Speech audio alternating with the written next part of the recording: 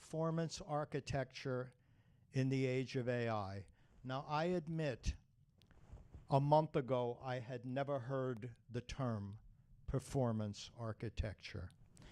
I imagine there are people in this room, perhaps a majority, who are unfamiliar with the concept that a seemingly static object, although as has been shown, not always the case static, that an object can be performative.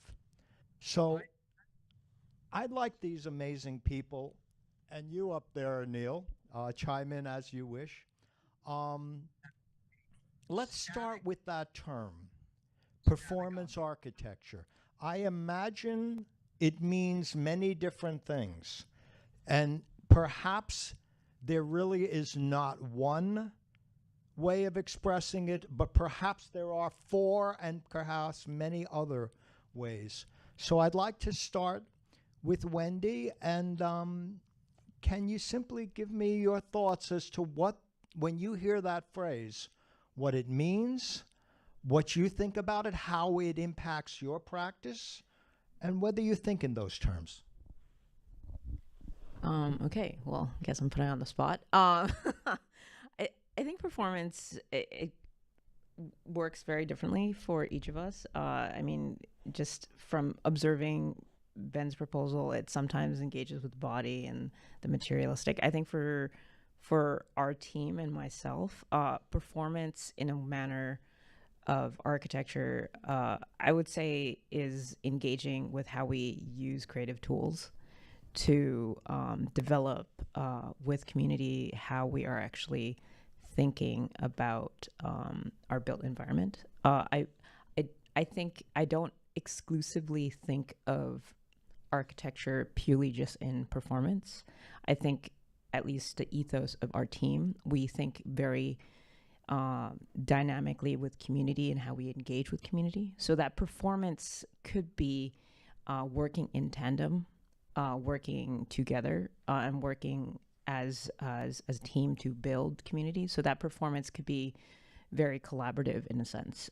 It doesn't necessarily mean to be that the architecture needs to perform, maybe very differently as kinetic architecture operates. I think there is a beauty to also like passiveness to performance. So actively using tools, actively using perhaps sustainability related materials and how we engage in it.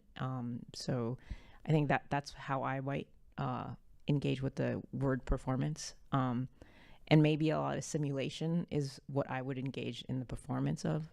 So like tooling, I think, is a very active part of the performance, but the built work might not be actively performing, if that makes any sense. Thank you. Neil, we saw among your work things that I would say were performative. I don't know if you agree. Would you like to give your thoughts?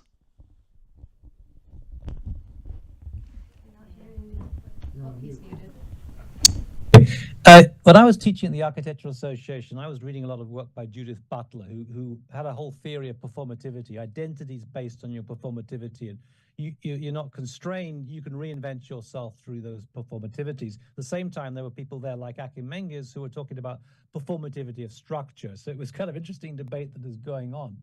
But I do think that, I think we should see architecture as a kind of stage set for the performances that take place there.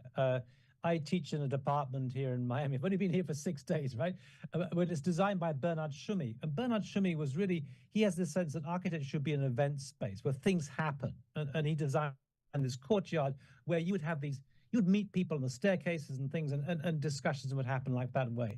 And I think that's what architecture should be. And he was always exploring the possibility of how you could use cinematographic, I can't pronounce it, sorry, from film-based strategies of vectors and things in the design of a space in order to kind of animate it, bring it alive in a certain sort of way. And I think now with this text to video stuff that's just come out, that you can really see how that really changes the way we think about space. it's curious. These characters who move around these spaces actually control the proportions as well. It's a very interesting synergy. But I think we're just exploring these things, and they've only been around for a few weeks, literally. So it's new. All I would say at the moment is, working in the world of AI, I'm trying to write books. In fact, on the moment I'm trying to do a proofreading of my second edition of one book, I know that when it comes out in February, it'll be out of date. It's almost like books themselves are out of date. So we're dealing in a world that is unbelievably fast moving. I just want to finish with one comment, and that is today. I don't know if you noticed, there was a Nobel Prize was awarded to a guy called Geoffrey Hinton. I base all my thinking on Geoffrey Hinton in my books, and I tried very hard to get into Digital Futures twice. I will keep going. Well, what's interesting about Geoffrey Hinton is he actually studied architecture at the University of Cambridge, where I studied, for 2 days. And then he decided that architecture is not for him. But he was the one who gave us neural networks. He's the godfather of deep learning and all these things that gave us ChatGPT, that gave us Midjourney, gave us DALL-E, gave us Sora, Runway, and so on. And I just think it's fantastic that someone who did all that is at last being recognized. He had changed the world, and I'm very grateful he's got a Nobel Prize, because he deserves it. Anyway, thank you. Benjamin? Yeah, I don't have a clear answer to it. I think it's jargon, kind of. It's become jargon because it's so, as you said, it almost has no meaning. So it gets tossed around a lot. And I've always had a problem with the term. When I think about performance, I think about the first times I heard it as a child, which was a performance automobile. What is a performance automobile? Well, what is a performance automobile? I suppose it means that when the driver touches the technology, touches the system delivers. What does it deliver in that interface? And I think that that's kind of influenced the way I think about it, maybe similar to what Neil was saying about Achim Menges about performance of structure. It's about that ultimate test where we measure how well it behaves, how well it matches or fails our expectation. Of course, there are, as I said, so many meanings that it's kind of made the term almost meaningless. There is, as Neil was saying, a kind of performativity about the space itself. There are spaces of performance. I look at software like you were saying, and I say this software doesn't perform worth a shit. It's got all this technology, but it doesn't perform. It's really like, for me, it's about the test. It's about that interface with the human. Michael? Yeah, Neil is really big.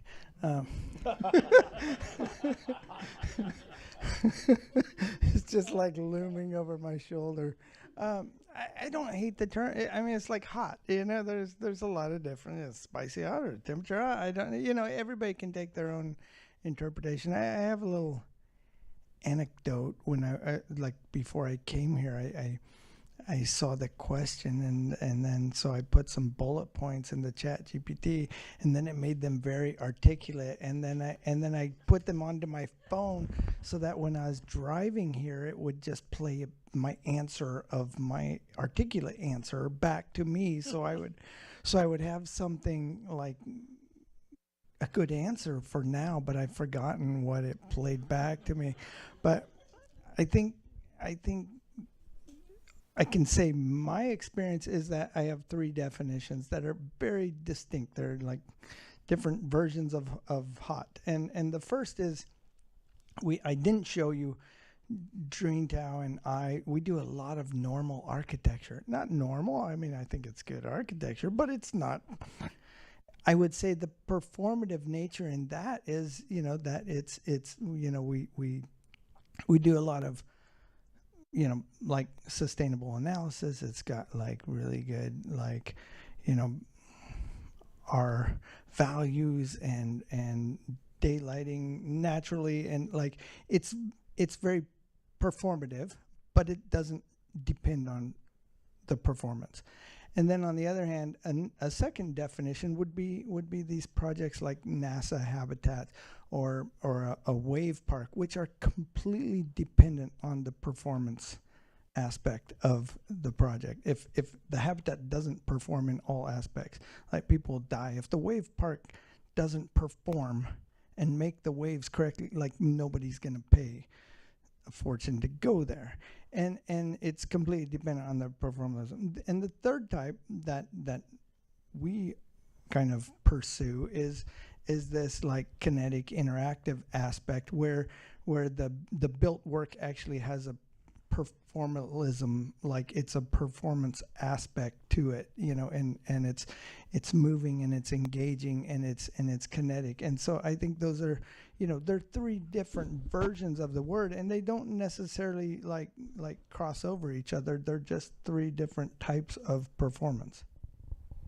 I just want to follow up. I mean, I do think like there is a certain relationship to the performance of material and art. I mean, like I want to say, and I'm not like dating myself here, but like I feel like I've known Neil and Mike. Like we've done several installation with the Tongji University and the Kinetic Arts, and also an install at the Museum of Contemporary Art Shanghai, I want to say. That was a while ago, yeah.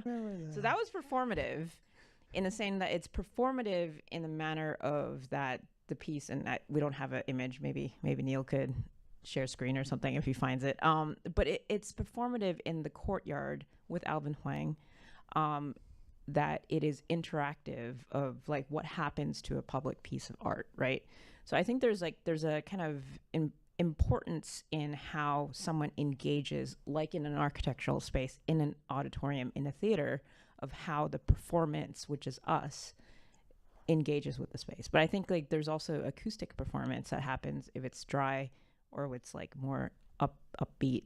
Those performances are acoustically performing at a certain manner. It's architecturally performing in a certain manner, but it doesn't actually articulately mean that you need to design that as a movable. It's not like Cedric Price and you're going to do the Fun Palace kind of performance, right? I think like that's where the idiosyncrasies of the words performance might change in the theory of architecture versus in the practice of architecture. And I think those larger discussions are quite different. And so I think like in the work that this is, again, like years ago when we did this, I think there was a very key element of what is a material performance, how does like the actual Arduino work with the wall, with like the other aspects of it that makes work performative. And I would 100% agree with Neil and his response on books. One of the biggest discussions, at least with the potential book signing that I'm going to be doing at the end of this, is that I think every book has a shelf life. And I think when we were designing the book, I designed the book explicitly like software, because the idea is that I'm guaranteeing whoever buys the book up to 3 years, maybe 5 now, due to the back end issue of information that will exist post purchase. And the idea of that is because there is a shelf life to physicality of books, right? The performance of publishing is an issue. Consumption of information is an issue. There's a performative issue with information and social media, and how does that actually proliferate itself? And so I think there's a larger conversation in publication. So that's my take on performance on that. So to follow up, you mentioned interactivity. Do you see more and more as a common attribute of habitats, for lack of a better word, inherent interactivity, where there's some aspects that are mobile? I mean, we have automated elevators, we have automated shading, do you see more and more going beyond pure utilitarian function so that there's an aesthetic interactivity as an intrinsic part of architectural vocabulary? Anybody? Well, I mean, it's inevitable. I mean, it's inevitable. It's inevitable. It's inevitable because the technology will advance to the point that a interactive kinetic system, building system, will be as low maintenance as, you know, this carpeting. And when you start to see that, then you will see a kind of parabolic increase in it, because it will attract more owners, which will drive more research, which will drive, it'll just become a feedback loop, and you'll start to see more and more of it. And so, you know, I think it'll be surprising how quickly it will happen. Anyone else? Yeah, I mean, it's kind of my thing, but I don't think it's inevitable very much. For one reason, is that I think architecture is kind of different from other professions, and we lag so far behind technologically, and I think probably the main reason for this is, if you look at like architecture relative to aerospace or automotive, right? And I can get in my car and I don't even have to push a button. It just knows that it's me from my Bluetooth. It has the radio set up, the temperature set up, the mirrors adjust, the seat adjust. It knows me, and architecture is so far away from this at the current stage. And I think the main problem is that these other industries leverage mass production so they can have a huge amount of R&D up front for all of these mechanical, technical issues and problems, that they can leverage this upfront predicated on the amount of sales that they're eventually going to get. And what people want from architects is a one-off original piece, and it's really hard to make something robust in a like reliable technological way when it's a one-off original piece of work. Sure, but, you know, Arctura is not one-off and unique, but it's everywhere, right? So in the same way that a kinetic interior system, it gets used in a nightclub and it's a big success. The company that produced it learns to scales it, and then they take it to the mall, and then they take it to your bedroom, you know. So I think, I don't know, I think it's just like any other building system. Could I just chip it? It's something. Go ahead, Neil. Yeah, no, I published a book end of last year with Behnaz Farahi on interactive design, and I think what she does, she's just moved also to the East Coast. She's moved to MIT Media Lab. She's kind of the new Neri Oxman, as it were. But I mean, what she does is introduce criticality in things rather than just fetishizing the technology and saying it can do this. She actually just puts it to a purpose, questioning the male gaze, questioning colonialism, and a whole series of projects where it's been harnessed towards a critical viewpoint. I think this is something increasingly, I think, in architecture we have to do in terms of, you know, the performance in terms of in sustainability and all those other issues. So, you know, I just want to inject that into it. She's got a group called Critical Matter, which is both meaning critical, it's an important issue, but also a criticality that's in it. It's not just architecture, it's architecture doing something, challenging you and causing you to think differently. Now, that might not be an interactive, it could be just Ben's way of working, which I thought was really beautiful, some of the stuff that he was showing. But I think we have to sort of, use architecture to stimulate people to ask questions and not just see it as a passive technological sort of tool in some way. No, it's okay. That was a better thought than the one I had. So we'll leave it at that.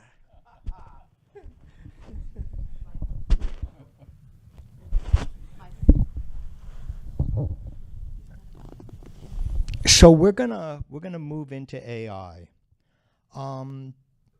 We now take it for granted. It's hard for many of us to realize that it's less than 2 years since ChatGPT was commercially made available. It'll be next month that it'll be 2 years. And yet we have so quickly evolved, changed, adopted, whatever word you choose, positive or negative. We have become far more integrated. It has become far more part of our ubiquitous existence, whether it's visual, whether it's DALL-E, Midjourney, whether it's text-based, whether it's music-based. And what I have found out in prepping for this is that in your world, AI has also had a transformative situation, perhaps not for all. But I'd like to go again down the row and give your thoughts, positive, negative. Do you adopt? Have you used it? Are you using it? Is there any way back? And how will that change your practice? I'm sorry. Me first. Okay. It's a hard one to answer because, I mean, I think a good way to position this is that maybe around when was this? 2012. I want to say it's 2012. 2012. I was commissioned my first AD. I, funny enough, did not know Neil was going to write the opposition on the back. And so if you flip through the AD, there's always like everyone's contributed essays, and then there's like Neil Leach's opposition to the topic. And so my topic was on digital properties, open source architecture. So my premise on that was actually my doctoral thesis that relates to the intellectual property and the issues that the industry was having, which at that time, Zaha was having an active competition with a Chinese developer that was building the same building practically in another city of China. And I think answering back to that earlier question, can architecture be mass produced? That was bringing one of the case studies I was very actively interested in was Tesla at that point, which is not as crazy as it now. But I think one of the larger conversations with AI, robotics, and manufacturing is, and also open source, is how do we access blockchain as an active day-to-day discussion? At that time, I'm not going to say who my advisor was, but one of them definitely was like, oh, no one's going to use crypto. Well, hopefully he did actually invest in Bitcoin, likely not. But I do think that was largely the conversation is, can blockchain be part of our larger conversations? How does that actually operate? And that was my key research tooling, not knowing that at that time I was developing a software that is hand in hand on that conversation. I think AI as part of software, as part of how we operate day to day, it's probably not going to go away. Is it making people more stupid? Maybe. But I think it's very important to also understand the biases that come with artificial intelligence. And I think the criticality of understanding that bias is what's going to really bring us to understand what is the information that you're training, how you're training that data, who are you actually putting in the room when training that data. And for me, that is purely more important, even 15 years ago till now. A colleague of mine, Stephanie Dinkins, she's been doing this as a performance artist. She's a Black artist that's been training an AI robot with herself, essentially, communicating. And I think, largely speaking, still in the United States, a lot of that data that you're actually seeing, a lot of ChatGPT that you're maybe using, one of the active projects I've been on for the past 10 years with the Harvard Law School at the Berkman Center is that we understand that there's a really critical discussion that is who is using that data. And I think I'm not going to go into boring you with like law precedents and case studies on that, but this is an actual issue that we're actually going to be facing, not as much as architects of how we're using the tool, but how are we actually establishing policy and law that would govern this information. So for me, that's where I think my passion is when discussing the AI, which is maybe like a little bit different than approaching it purely on the design tooling, of which I'm quite actively a part of and using and training and also like consulting on. But I think there's also a larger issue societally that we need to be more engaged with. So I don't know, it's like damping anyone's, like raining on anyone's party. Thank you. Neil? Yeah. So I think the bias comes from us, Wendy. It's from us. That's the problem. We put the data is ours, right? But so okay. But when I started writing on a book about AI in 2018. By 2019, I spoke to my publisher. I emailed them. So listen, I feel they're compromised. This is both an incredible tool, but it's also terrifying. I mean, really terrifying. And I managed to persuade them to divide the book into two different books, one with a white cover, like The Angel, the positive side of it, and that's come out. It's now coming out in the second edition, the kind of light yellow color, and one with a black cover, like The Devil, the kind of Black Mirror episode. And that's something that I was wanting to put off into the future, but it's coming on upon us quicker. The future's upon us sooner than we thought. And it's not that AI is evil. It's not evil. It's just a tool. And like any tool, it depends on who uses it and for what. I can take a kitchen knife and I can murder you, or I can cut up my vegetable. But don't blame the kitchen knife. And I think it's the role of humans in here that is the really worrying thing. But I just want to leave something with you, since I mentioned Geoffrey Hinton before, and he's, of course, I mean, most architects just think about AI in terms of tools. That's what they think. But there's a broader science of AI where people are, researchers are trying to emulate to some extent to surpass the human brain. And the comment really that Geoffrey Hinton's come up with, we were all surprised by ChatGPT. It was doing way more than we thought when we expected to do. And it has these strange, what they call emergent capabilities. It allows it to learn to write code, to translate things we never trained these neural networks for. And that's what's kind of worrying people, right? That's why they issued that letter and say, please slow down the development of these large language models until we know what's going on. Well, Elon Musk signed that letter. And of course, nothing happened because, when Google are competing against Microsoft, no one's going to slow down. It's like the Olympic marathon. Would the leaders slow down? No, because the competitors would catch up. So now what's happening is Elon Musk is going all in, trying to develop the most massive supercomputer of all that is going to be producing superintelligence.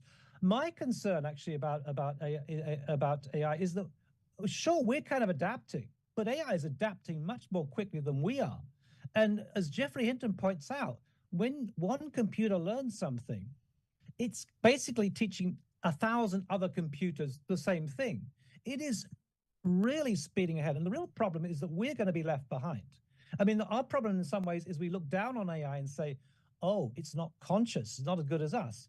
But when you take into account that ChatGPT knows 10,000 times more than any one of us, we should see it from a kind of AI perspective. What would AI think of us if it could think? It would probably think we're completely stupid and unbelievably slow. And I think we're going to face a really existential crisis fairly soon when we eventually realize that we are not the center of intelligence in the universe. And this is Geoffrey Hinton's message.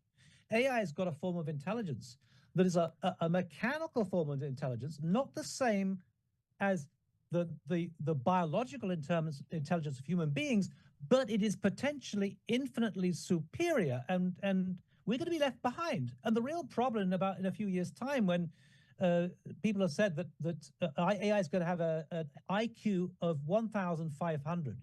We will have no clue what it's doing. It'll be way beyond us. It'll be operating at a different sort of level. It's a bit like dogs who can smell or hear a much bigger range of smells or sounds than we can. AI is going to be leaving us behind. And I think we really need to recognize that. It is an existential crisis. It's the first time we've invented something that's going to be smarter than us. But I'm amazed by it, but I'm absolutely, totally terrified by this thing. Absolutely terrified.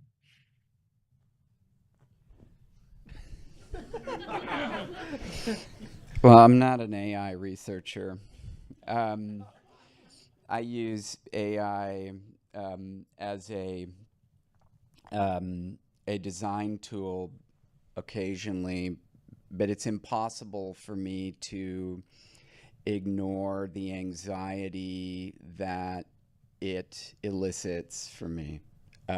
It's impossible for me to sit down in front of an AI tool and not contemplate what happens when everybody in the country sitting down in front of an AI tool, we're all producing a bunch of AI schlock, and then that AI schlock is being fed back into the AI beast, which is producing a narrower and narrower and narrower band of AI schlock with like this linguistic bandwidth like this thin, where before it was huge. It was looking at all of human knowledge, what's on the internet, whatever data set it's been trained by that was produced by humans. Now its data set is itself. What are the ethical problems with that? It's impossible for me to make something with AI without and think that it's good unless the work critically engages those kinds of questions about the AI itself. I can use it as a tool to, make the baseball player capture his motion, interpret that, great, as a step in a workflow, but to make work that is made with AI but addresses the question of AI itself, the big question, that's the real elephant in the room. And if you're not doing that, you're kind of vulnerable to manipulation and propaganda and control. I'm trying to remember what ChatGPT told me that I said. But I mean, I'm scared, but I'm not Neil kind of terrified. And I think the reason is that I don't kind of see like I don't like saying AI, right? There's AIs, they're plural, they're specific task AIs, and they become, like all technologies, they become more and more specialized and better at what they do in a very specific way. There's not a master AI, but the way that I think we will see them in the future is that they become like many other technologies that when they become invisible to the extent that they're embedded into everything, we don't like walk into this room and like get astonished by the temperature coming out of the HVAC system or the lights coming on, right? They're just part of our built environment, and they will be part of everything. And I think that I optimistically in a protopian way, not a dystopian way, embrace these is because I think they make us think differently. They make us think about things that we might not have thought of on our own. They make us and a lot of this is visual in the architectural world, but we see things that we might not have seen before. And I think what they do is they automate this task of generation in a very good way, like having yourself surrounded by like 20 very good interns who are generating design variations. And our role is still really important as curators, as the editors of this process. So I'm not that kind of terrified by it if we maintain this curatorial role. Could I chip in We something have there? run out of time. But Summer, do we have time for 2 questions? Nope. Okay. thank you, panelists. Amazing. Thank you, Wendy. Thank you, Neil, Benjamin, Yeah. Michael. Thanks, Summer, and the audience. Oh, I'm sorry. Neil, go for it. Yeah, okay. Just one small thing. You know, I just to counter Ben, I mean, agree with Michael. These things are incredibly useful. I gave a lecture in Melbourne. One of the in the audience had an AI recording what I was going, and it came up with a question, probably the most astonishingly sharp question that I've ever come across. It's going to enhance us. And the recent study that's came out of sociologists at Harvard and MIT has shown that what you can do when you see it as a prosthesis to our own intelligence, you can improve the quality, the quantity, and the speed of production by up to 40 to 50%. That's what's happening. It's enhancing what we're doing. That it's having a huge effect. But at the same time, you also hear this expression, oh, AI is not going to replace us, but those using AI will replace those not using AI. Well, it's a bit deceptive, because basically one person using AI is able to do much more than one person not using AI. So offices are going to shrink. They're going to shrink. We won't need so many people, but we're going to get used to that. That's the interesting thing about adaptation that we mentioned earlier. It'll be our new normal. We'll have a new world out there.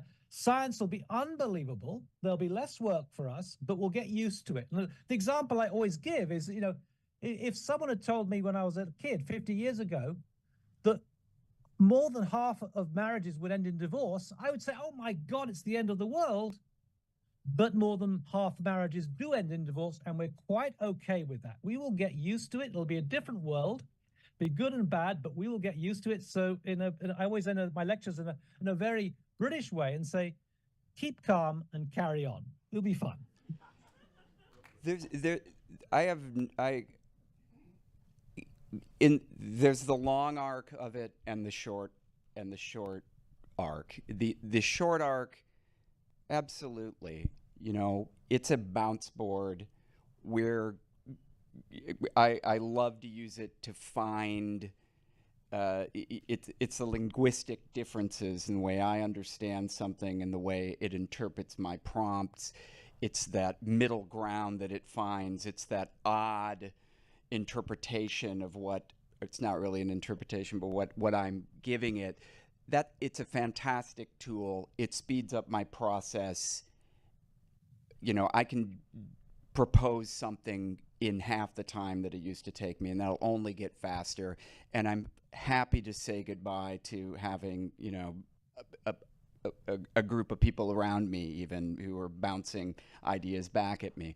But it's impossible for me to look at it without looking at the long arc of what it means. That's my point. You know, sure, Hollywood,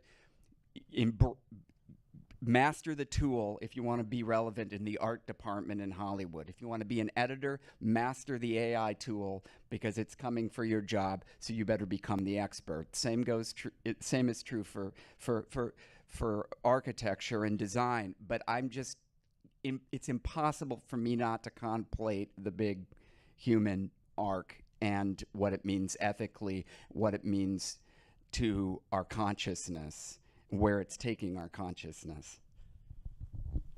Thank you all so very much. Thank you, Summer. Thank you, Santa Monica College, DNA Festival. I just want to end thanking all of the panelists here. And if you want to know more about what is going to be happening potentially in the future of architecture and AI, Neil has an amazing talk that he did for the Royal Institute. What's it called, Neil? RIBA, Royal Institute of British Architects. So that's through his, he's got a link on his Instagram account, and he's made some really good points about specifically how AI is going to affect architecture. So I'd highly recommend checking that out. So can I also add to that? Can I just add to that there's on the Digital Futures platform, we've got a whole series of things happening, tutorials, how do you use this, but also some of the philosophers coming in to talk about it, and issues like copyright that Wendy mentioned. We had a series of intellectual property lawyers in from Harvard and MIT talking about those issues. So there's a platform where it's free for everyone to go and find out about, and there's a lot of stuff out there. Thank you for this. This was fun. Thank you so much.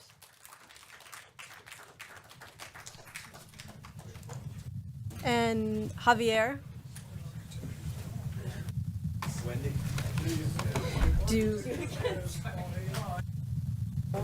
Thank you, Neil. Okay, Congratulations. thanks.